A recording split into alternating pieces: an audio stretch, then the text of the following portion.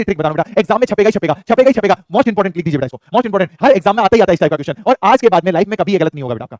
अब देखो बेटा, अब हमें करना क्या है, लेफ्ट से 13 मतलब बाएं से 13वें अक्षर के दाएं चौथा, लेफ्ट से 13 के राइट में 4। अब ये लेफ्ट राइट जोड़ूंगा या माइनस करूंगा, क्या करूं? तो बेटा एक चीज ध्यान रखना, जो अपोजिट डायरेक्शन होती है वो तो जुड़ेगी, लेफ्ट राइट जुड़ेगा, राइट लेफ्ट जुड़ेगा, राइट राइट माइनस होता और लेफ्ट लेफ्ट माइनस होता, ये चीज ध्यान रख लीजिएगा इसके अंदर। अब वो बोल क्या रहा है, अंग्रेजी वर्णमाला को विपरीत क्रम में लिख रहा है, मतलब A to Z होता है, हमेशा होता क्या है, A to Z होता है, लेकिन लिख रहा क्या है, Z to A लिख रहा है, क्या लिख रहा है, Z to A लिख रहा है, विपरीत क्रम में लिख दिया उसने, पहली बात तो ये होगी। चलो ठीक है, अब बोल रहा है बाएं से यानी लेफ्ट से 13 के राइट में 4, तो 13 प्लस 4 करूंगा, मैंने क्या बोला, अपोजिट होगी तो क्या होगा, जुड़ेगा, अपोजिट होगी तो जुड़ेगा। अगर वो बोलता लेफ्ट से 13 के लेफ्ट में 4 तो क्या होता, 13 में से 4 माइनस कर देता, तो मैं क्या करता, 13 में से 4 माइनस कर देता, लेकिन ये दोनों अलग अलग है तो जुड़ जाएंगे। 13 प्लस 4 कितना हो जाएगा, 17, कितना हो जाएगा, 17। अब 17 कहां से लेना है मुझे, अब 17 कहां से लेना है, तो 17 मुझे यहां से जेड से स्टार्ट करना है 17 नंबर पे।